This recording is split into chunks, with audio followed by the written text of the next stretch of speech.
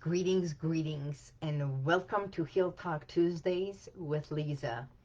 It's so good to be here with you. What a beautiful time it is to be alive, right? And I'm not saying this is a great day to be at the Oscars. So, how are you doing? Today's today's episode is going to be about how we manage our emotions and how we respond to certain things and how we can overcome certain actions without apologizing. So, in a way, we all feel stress. We have all felt anger. And how we respond to it, today we're going to be talking about that.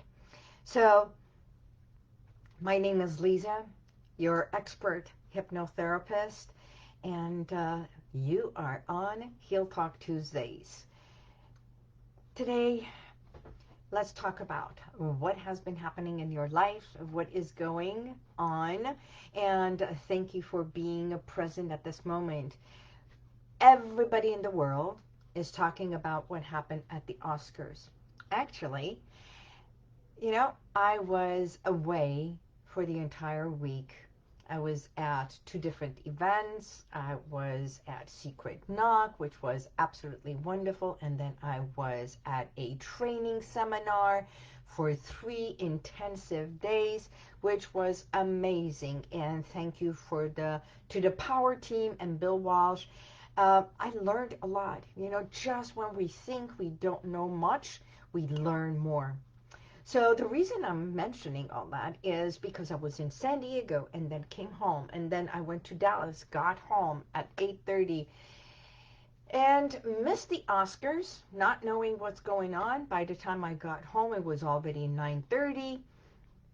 And when I was in Dallas flying over, one of the attendants who was helping me, I just said, it's so quiet in here, and yet the plane was full. And I said, I'm surprised there is not less people because of the Oscars. And that lady turned around and said, Oscars? Is it today? Well, that makes me realize not everybody is consumed with what's happening in Hollywood. Not everyone is consumed with what's happening at the Oscars. And most men don't care, and women look for who's wearing what. And yes, the winners at the end. Hi, Sidajan. How are you? So, if I can say most people were not caring, now everyone is talking. Not everyone. There was a whole boom over millions of people talking about what happened at the Oscars. Yes, we're talking about that one little incident that it was even said, and if you pay attention, it's like moment in history in Oscars, right? So, how do we manage what happens? Real or staged? If it happened, it didn't happen. If it was a joke, if it was not a joke. I don't think anything to do with making a mockery of someone's health and wellness and disability is kosher. It's not just, it's not acceptable, right? And yet, no matter where we are in life, you have to realize, as my grandmother used to say, the tongue has no bone. So it moves. It's not solid. It moves, it rotates, it goes up and down. So it moves like this. And what she meant was there will always be people who will speak. There will always be people who will say things. But what we take, words do matter. Words do hurt. But words in certain circumstances, even the word F-U-C-K, that so many people use it. They use it for good things, bad things. If something is ugly, they say it's ugly, F word. When something is beautiful or happy, they say, I am effing happy, or this is effing beautiful. So everything is in context. When it comes out of context, that's when it becomes out of the box or not acceptable. Not acceptable at all. Yes, a lot of people, thank you Adrian, are now more understanding of what alopecia is, which is the loss of hair. And if we want to take this further, um, realizing that she, Will Smith's wife, Jenna, has been coming in public. She has been bald. She's been doing her red table sessions and shows and everything very much in the last 3 years, almost 3 years, as a bald person. So it's not that it was her first time to be out there. So it was a great message. It was a great message to become more sensitive about people with medical issues. Be more sensitive before you speak. Be more sensitive about other people's feelings. Now, there's all views of this was staging and it was not right, for he was laughing first and then looked at Jenna and then went and did the actions. And while he went, he was smiling. Chris Rock was smiling. And so this entire thing, what I want to concentrate more on is not necessarily of what happened, because we can sensationalize this. And one day, just like years ago when the actor who won, and he was so happy, he was running up and down the aisles, getting on the piano, having a great time. That made sensational story, and it was like days and days they were playing that out. This too will be played out. One is positive, one is negative, and yet realizing how we cope with stressors. That's what we want to talk about. Because someone's medical issue everyone becomes very much self-conscious of what they feel and what they are going through.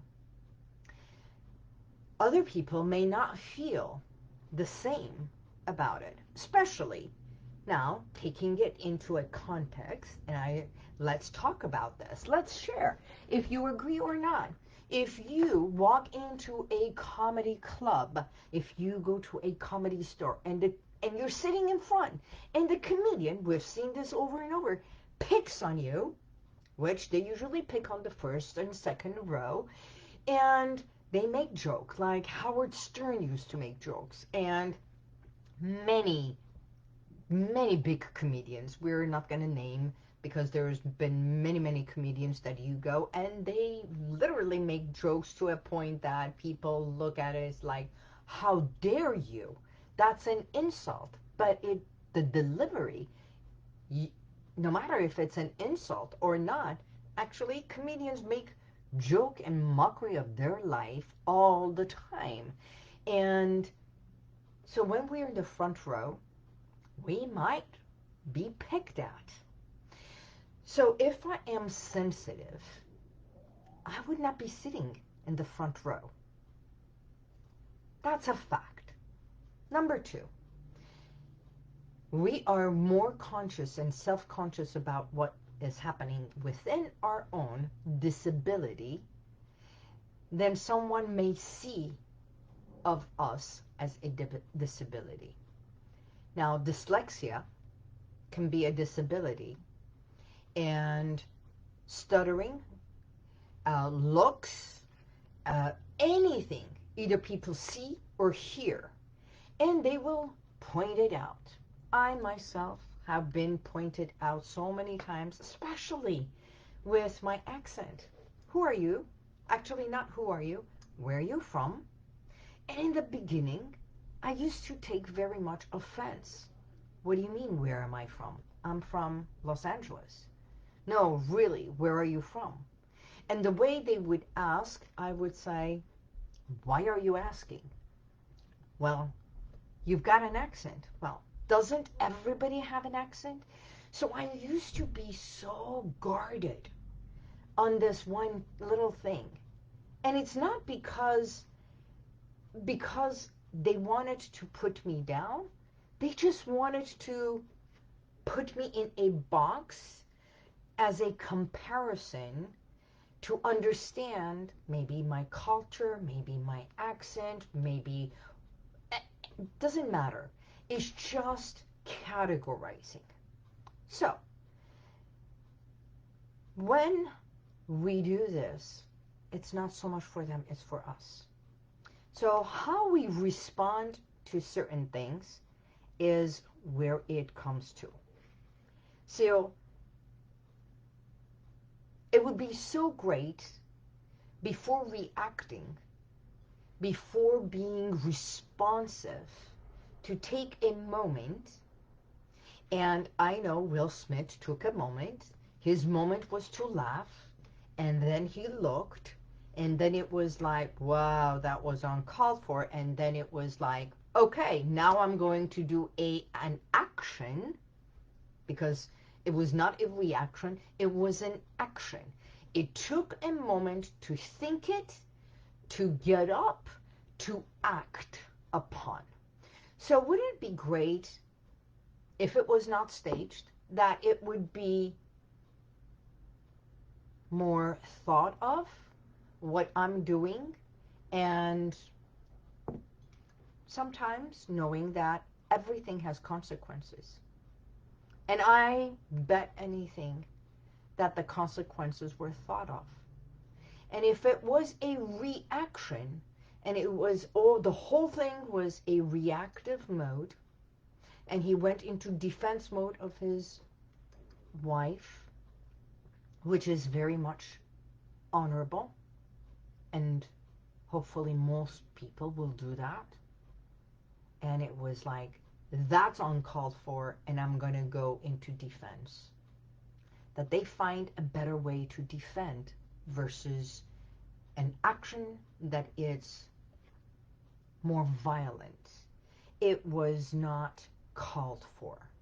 It could have been verbal, and it could have been dealt with later.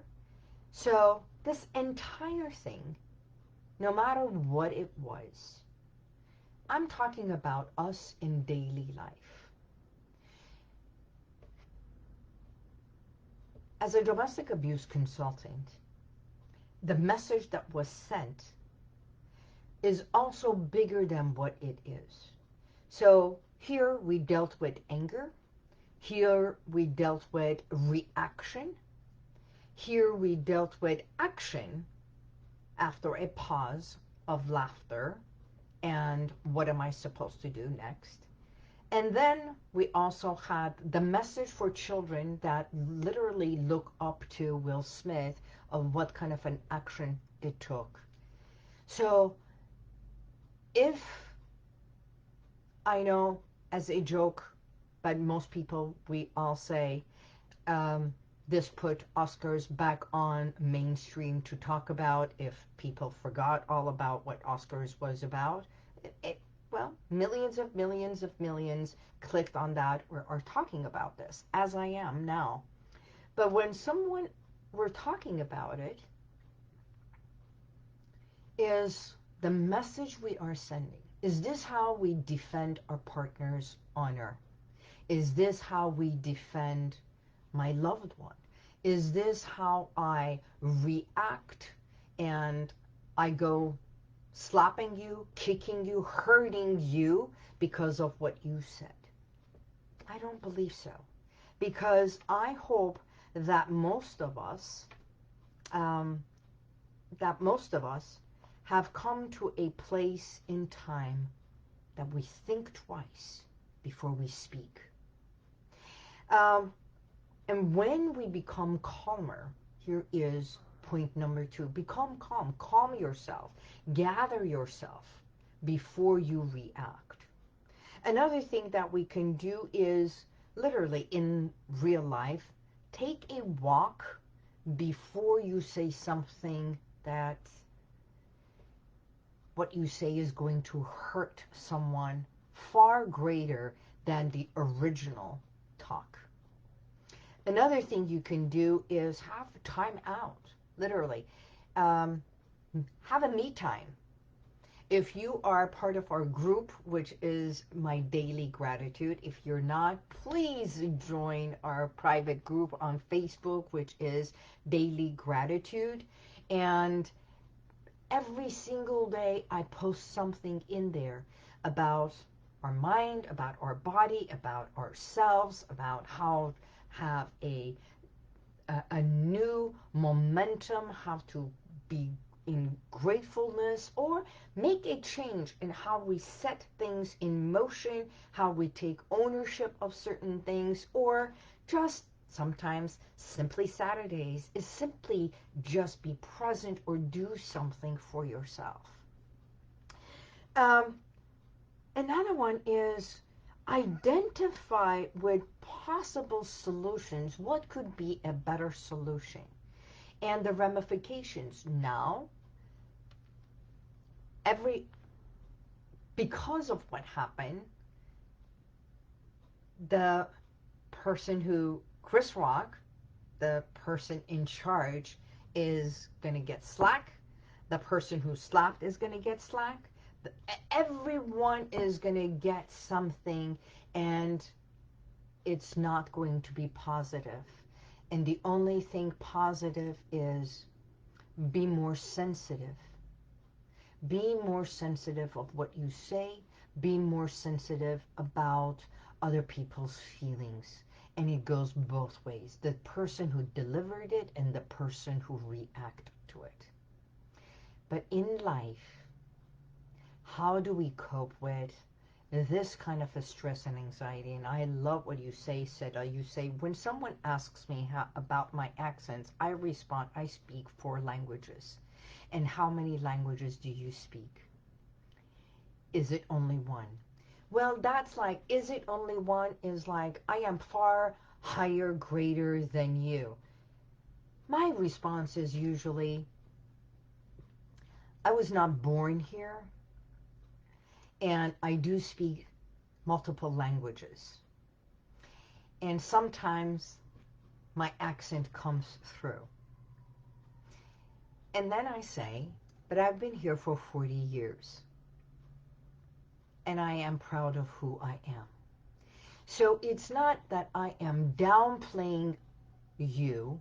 I am not making a mockery of another person if they have few languages or they don't, because it's not their fault either. And we have opportunities. I come from a place that I had the opportunity to be in a school that forced us in a way, and we had no choice to other than learning 3 languages. There were schools that only taught 1 language. So I think in life, everything is how we put it, what we look, what we focus on, and what we let go. As always, it's not the reaction, it's not the action, but it is the emotion placed with an action that creates this emotional reaction. The experience, for some positive, for others negative. No matter what, this was a grand, and I'm saying grand lesson. And it came, and I'm saying it again, if the person was anyone different, it may have not been the same response, and it doesn't matter what we think. It's already done. The could've, should've, would've's doesn't matter. If it was staged, doesn't matter. Millions and millions It's showtime. It's show business. Because it's made everyone talk about it. And we talk about it by bringing how we act upon what we say, how we are supposed to react under certain circumstances, and is our anger and our response in defending someone we love justified by hurting someone else physically? Is it justified to be so reactive? Unless we are defending their life, right? And if I am walking and I see danger coming towards me, I will defend and maybe kick and hurt someone faster than anyone else. But with words, we respond with words. So the beauty of that is that every one of us is to sit and reflect within ourselves and talk about it with our loved ones. If in a family there is arguments, there is reactions, there is hurting one another either in words, if it is just or not, if it is raising a hand, is it just or not? Is it discipline or is it in reactive mode, or I'm going to show you? What are we teaching? What are we talking about? And what is our, if we don't know how to manage it? You know, this is the work that I do.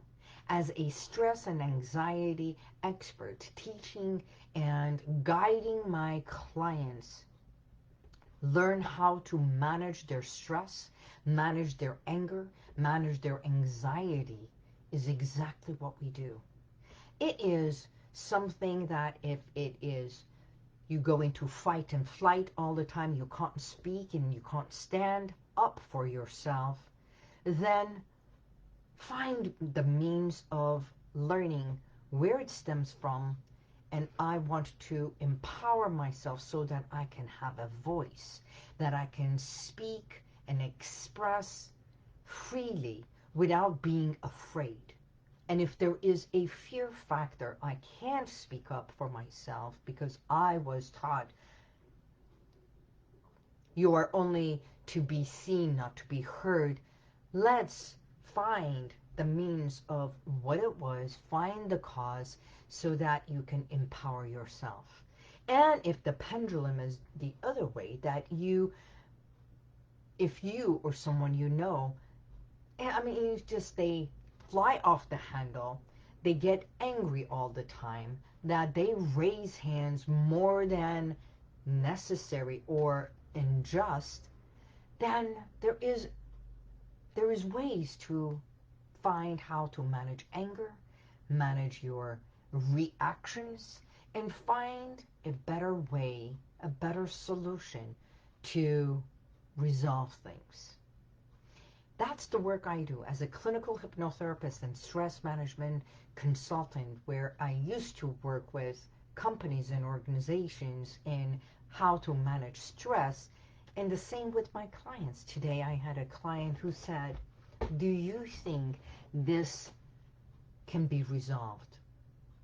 I believe if you are here, you want to resolve it, and I will guide you, help you, and find the solutions to help you resolve it.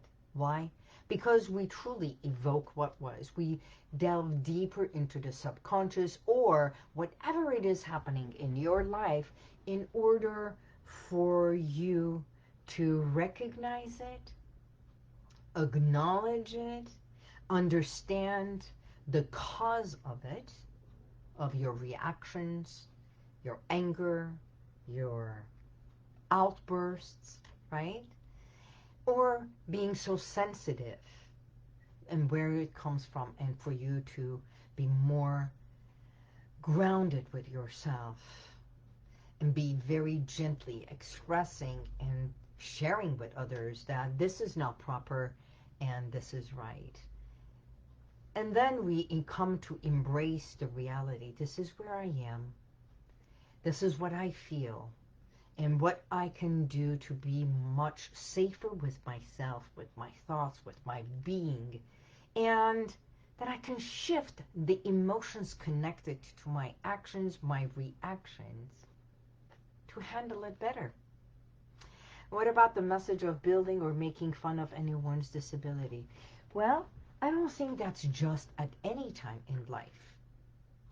And yet, when we go into comedy clubs and everything, again, I'm saying it. Adrian says, depends on the comedy. I'm not going to see someone I already feel is offensive. You know what? Exactly. We have choices. People who literally watched Howard Stern, or they go and listen to his shows, or they used to watch him and tune into his shows and listen to him day in, day out. He was the most number one sought after derogatory comedian. And there have been so many others that by making a mockery of people, they became famous. But that was dark comedy. It's putting people down. That's not what we're talking. And yet there's thousands of people. That's what they get their kicks from. Are they right? Are they wrong? Howard Stern became Howard Stern. We're talking about him. It's because he took something that people thought and made it into reality. Gross, grotesque, yes, but so are so many of, and this is the reality, of the things people watch on this beautiful screen or this screen, the games that kids are playing, murder, mayhem, destruction, porn, all the things that people watch, when it becomes, it's like, it's so sick, it's so grotesque, it's so berserkly negative that they are so shocked and engrossed in it. And they click on it over and over and still watch it. So in a way, Showtime and everything that it's media that works with the psyche, the emotion, the emotion that they trigger. They want to trigger something. And it doesn't matter if it is good or bad. It's still triggering an emotion. The same way as there's things that are stressors. We know being in traffic in Los Angeles is stressor. But how we deal with the stress is what matters. Knowing that you're going to be in a gridlock. If you are driving in Los Angeles and if you are driving and going somewhere from point A to B on the freeway, there might be accidents, there might be traffic jams, and yes, people who drive a long distance, they are prepared to be in traffic for minimum of extra 15-20 minutes, and they give themselves that leeway because they know they're going to be in there. Now, when you realize it's a given and you get there faster, you go, wow, today was a light traffic. How wonderful was this? And I'm not stressed. But if you put yourself under the gun every day, you walk out right at the point and you get to work every single day later and later, and you're tardy and you're late, and people they mention it. It's like, you're late again, traffic. Well, do something about it, that you're not stressed and you're not being talked about or punished, or it's not being pointed out. We can't always blame something we already know. And that is the reality. If you are going to be in traffic, other than there is an extra traffic jam, an accident that it's unexpected, And if you've given yourself extra time, knowing that this time, it takes half an hour to get there, I'll give myself extra 10 minutes. Then you are preparing yourself. And when you are prepared, your reaction is not as bad. It's not as drastic. So, how we cope, a solution is prepare yourself, expect it, have the intention of preparing and calming yourself down instead of the fight. Find ways to calm yourself, maybe with a chant, with a mantra, get on the phone, talk to someone.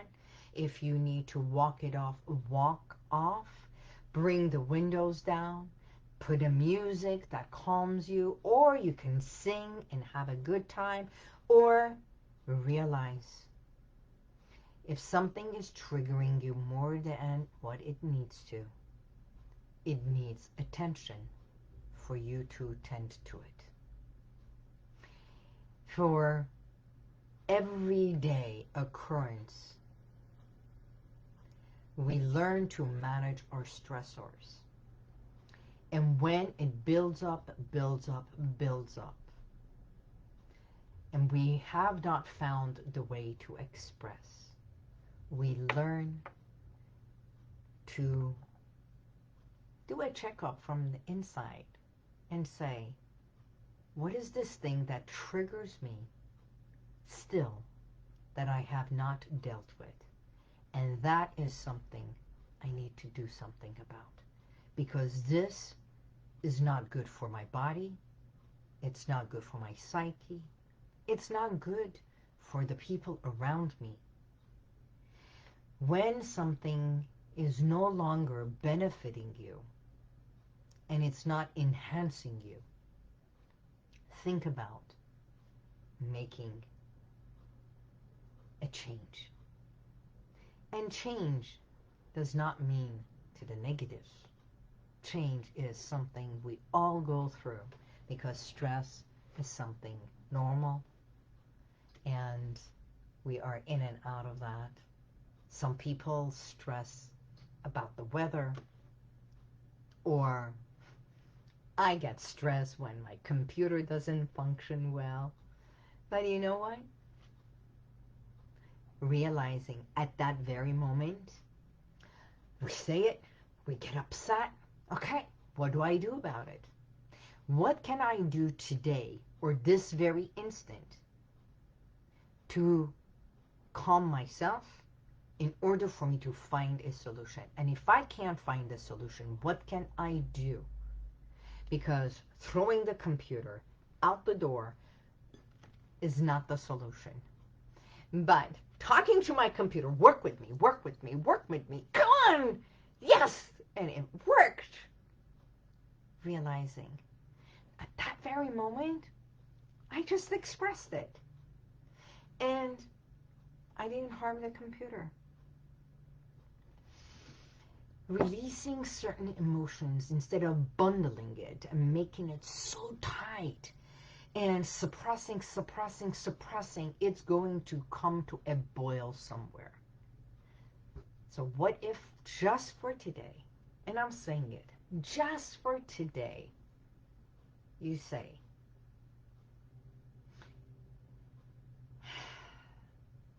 I will take a nice deep breath, swallow my saliva, and realize what I say matters, and you too matter. What I say matters as much as you do. You too matter. What you feel matters. You do matter. So, with the great words and the philosophy, or the computer goes out to Wilshire Boulevard, right? Oh, I loved it.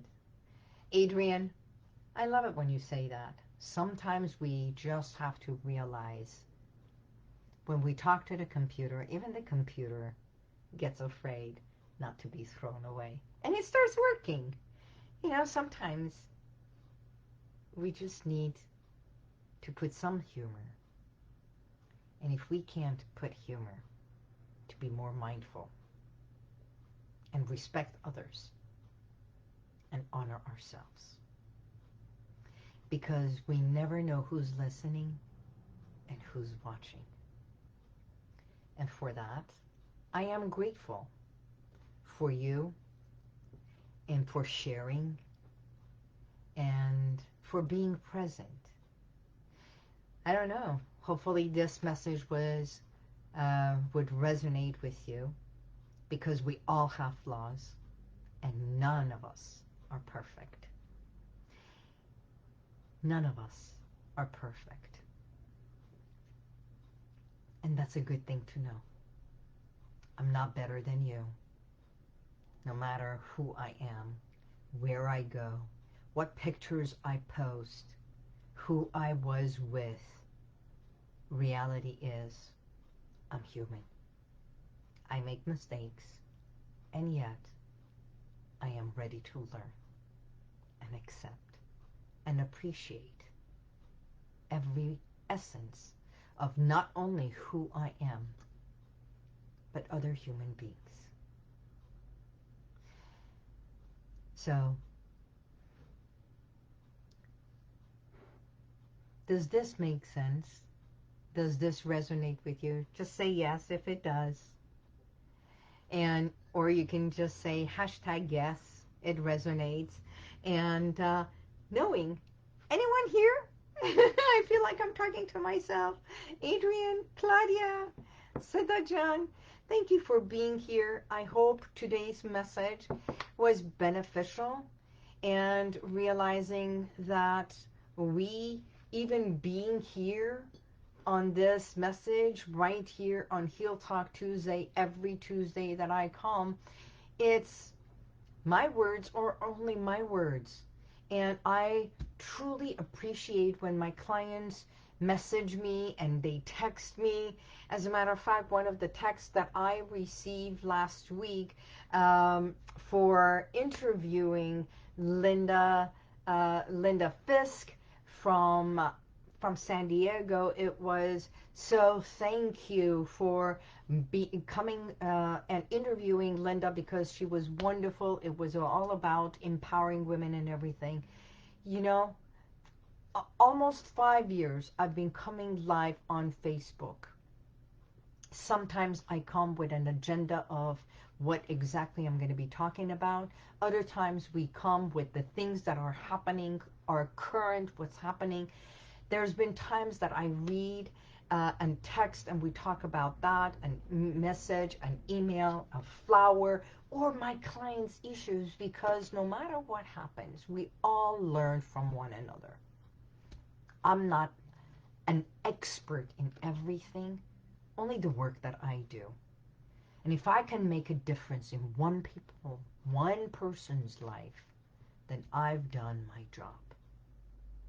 Yes, yes, enjoying your talk. Thank you. And I am grateful for you, Theta, and every one of you that show up every week, or even once a month and once in a while, and say thank you for the message. And for that, realizing that being on Mother Earth, we are not immune to love, nor to words that are going to hurt us. What we do with that and how we react to it, it's up to us. It's up to you. And with that, thank you and goodbye until next week. And until then, God bless you, and may the universal light surround you. Be safe. Be love. You too matter.